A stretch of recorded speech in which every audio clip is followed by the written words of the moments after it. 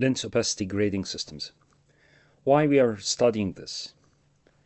The benefits of developing lens opacity grading systems. Number one, to triage the patients in a busy clinic.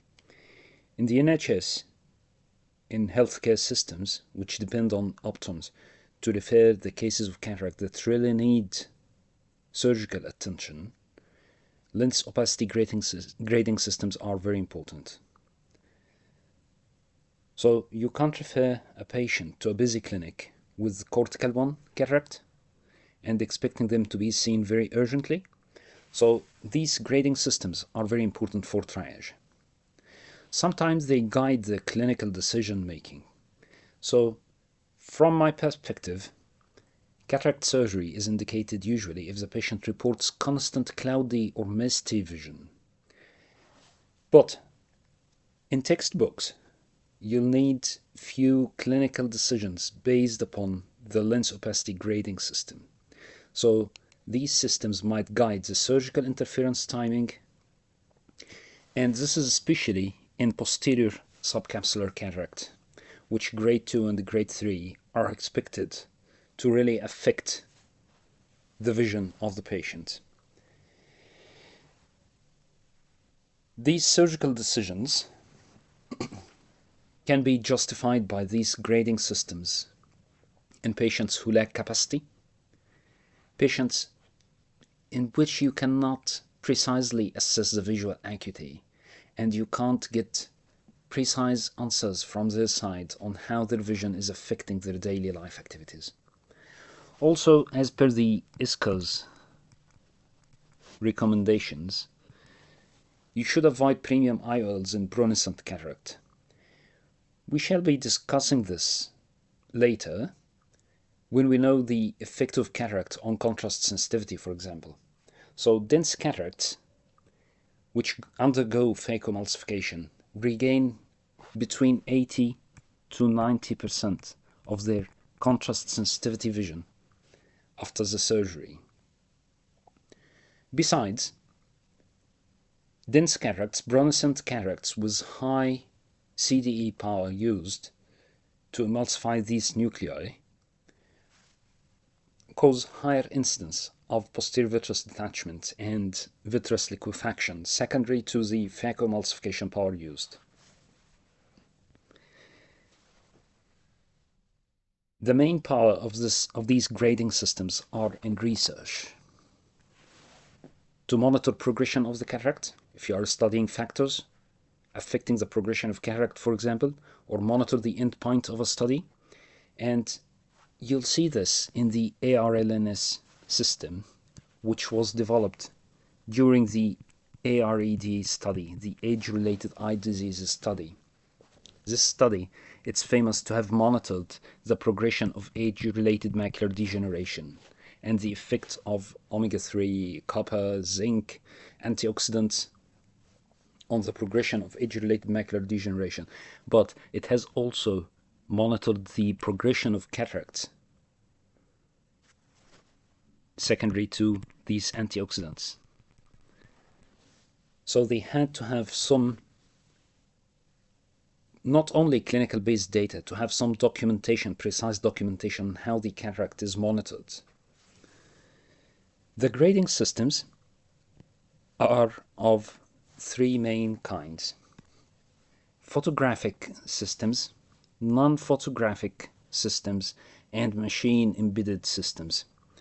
Photographic systems are systems which were developed for grading centers, where they mainly depend on taking high contrast photos of the lens opacity and grading it as per the photos. This is a lens opacity system, lens opacity classification system, lens opacity classification system 2, lens opacity classification system 3, the Wilmer system, and Oxford systems. All these are mainly photographic. The non-photographic depends upon certain rules, and clinically, through the slit lamp, you apply these rules and you come out with the grading of the cataract. These are the ARLNS from the AREDS study. The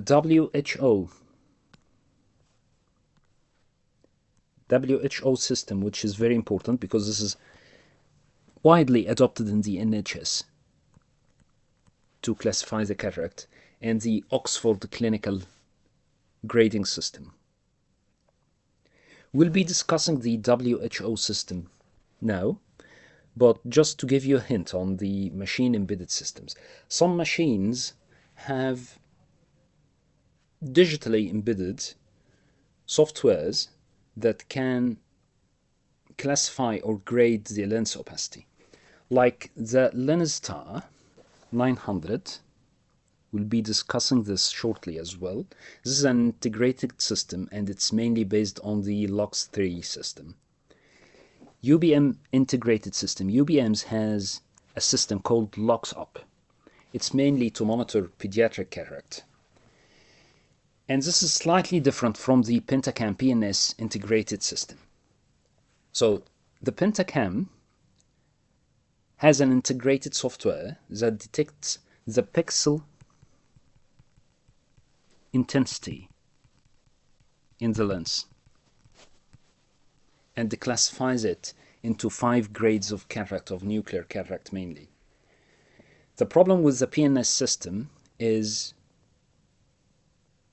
it overestimates the grade of the opacity. However, it's consistent. So over time, if you compare a Pentacam scan from a patient from time to time, so it's consistent. But compared to the LOCS system, to the WHO system, to the Oxford clinical, it exacerbates the grading of the opacity. This is completely digital. The PNS is completely digital.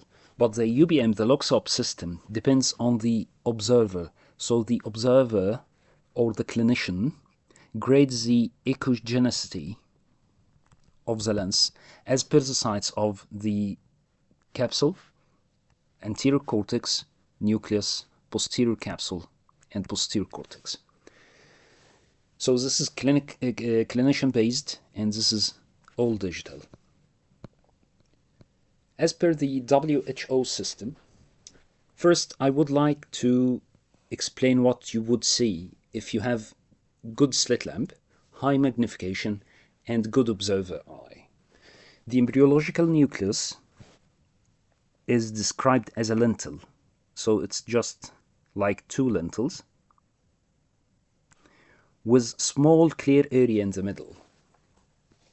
So the opacity, if you have contrast over the anterior and posterior nuclei, and you can see slightly opacified lentil, posterior lentil and anterior lentil, and you still see a clear middle part in between the 2 lentils, this is nuclear grade 1.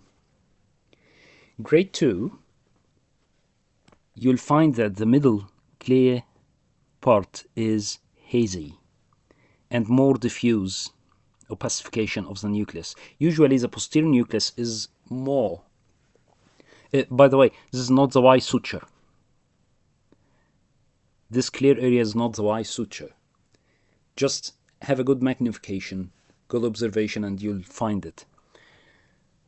Unfortunately, it's clearer in photographs as well, rather than clinically, but still, you need to see it clinically.